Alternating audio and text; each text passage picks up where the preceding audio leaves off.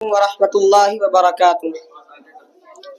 نحمده ونصلي على رسوله الكريم اما بعد فاعوذ باللہ من الشیطان الرجیم بسم اللہ الرحمن الرحیم۔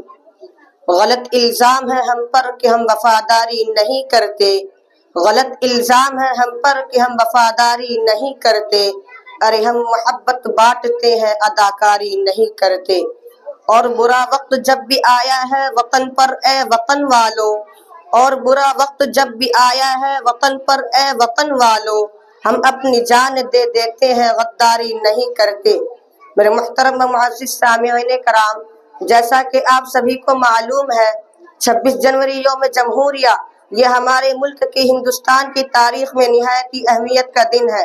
اور آپ یہ بھی جانتے ہیں کہ اس دن ہمارے ملک کا آئین نافذ ہوا تھا۔ ہندوستان کا چپا چپا اور گلستان ہند کا پتا پتا اور بوٹا بوٹا اس بات پر شاہد ہے کہ جب اس ہندوستان کی مقدس سرزمین پر تن کے گورے مگر من کے کالے انگریزوں کا ناپاک سایہ پڑا، اور جب یہ سادی سی قوم ہندوستان کے تخت و تاج کا مالک بن بیٹھی، تو اس وقت انگریزی اقتدار کے خلاف سب سے پہلے علم و بغاوت ہم نے بلند کیا۔ راستے کی قربت و دوری سے بے فکر ہو کر، راہوں کی خطرات سے بے فکر ہو کر، اس ملک کی آزادی کے لیے ہم نے اپنے جسموں کو لہو لہان کروایا۔ اس ملک کی آزادی کے لیے ہم نے پھانسی کے پھندوں پر چڑھنا پسند کیا۔ اس ملک کی آزادی کے لیے ہم نے برسر عدالت نغم آزادی سنائی، تو مالٹا کی کوٹریوں کو ہمیں اپنا وطن بنانا پڑا۔ میرے محترم دوستو، اس طرح کی صدیوں کی غلامی کے بعد یہ ملک ہندوستان ہماری قربانیوں کی بدولت انگریزی اقتدار سے آزاد ہوا،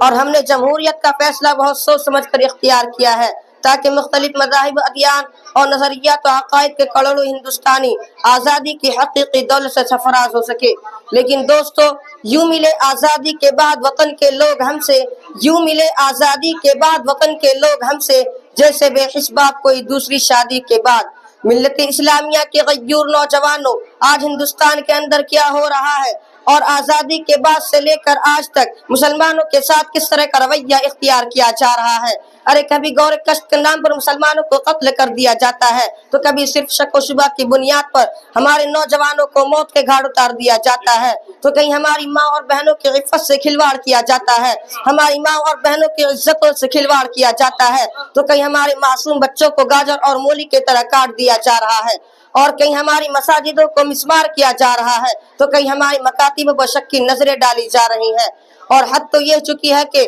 آج ہماری شریعت میں مداخلت کرنے کی کوشش کر رہے ہیں۔ محترم دوستو، میں بتانا چاہتا ہوں ان فرقہ پرست طاقتوں کو اور ان اتحاد کے دشمنوں کو، ان سیکولرزم کے نام پر ان سیاست کی روٹیاں سیکنے والوں کو، کہ کان کھول کر سنو، جب تک اس زمین پر ایک کلمہ پڑھنے والا موجود رہے گا، خدا کی قسم وہ اپنی شریعت پر عمل کرتا رہے گا۔ کوئی ماں کا لال ایسا پیدا نہیں ہوا ہے کہ جو ہم کو اپنی شریعت پر عمل کرنے سے روک سکے۔ ارے ہم کل بھی عمل کرتے تھے، آج بھی عمل کرتے ہیں، اور روز قیامت تک عمل کرتے رہیں گے۔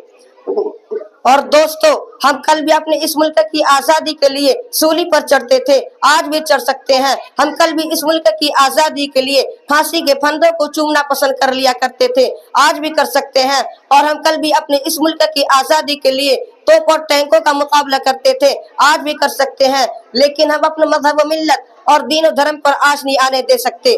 ارے مظلوم صحیح مجبور نہیں ہے ہم، ارے مظلوم صحیح مجبور نہیں ہے ہم، کہ غم اگر شریعت پہ آنچ آئی تو بابا ہم بھی ضد پر آ جائیں گے۔ ملت اسلامیہ کے غیور نوجوانوں، آج ہندوستان کے اندر کیسے حالات ہیں، آج ہندوستان کے اندر کیا ہو رہا ہے، اور میں آپ کو اس کی ایک اہم وجہ بتاتا چلوں کہ ایک بڑی وجہ یہ بھی ہے کہ آج ہندوستان کے اندر جو مسلمانوں کے خلاف یہ سازشیں رچی جا رہی ہیں، اس کی سب سے بڑی وجہ یہ ہے کہ مسلمان اس ملک سے اتنی محبت کیوں کرتا ہے، مسلمانوں کو آخر اس ملک سے اتنی محبت کیوں ہے۔ ارے ہم کیوں نہ اس ملک سے محبت کریں، ہم کیوں نہ اس ملک سے پیار کریں، ارے ہم جیتے جی پیار کرتے ہیں، ہم مرتے دم تک پیار کرتے رہیں گے۔ ہمیں محبت کا سرٹیفکیٹ کسی کھڑے ہو کر پیشاب کرنے والے سے لینے کی ضرورت نہیں، ہمیں محبت کا طریقہ اللہ کے رسول نے سکھایا ہے، ہمیں محبت کا سلیقہ قرآن نے سکھایا ہے، ہمیں نازلوں سے سیکھنے کی ضرورت نہیں۔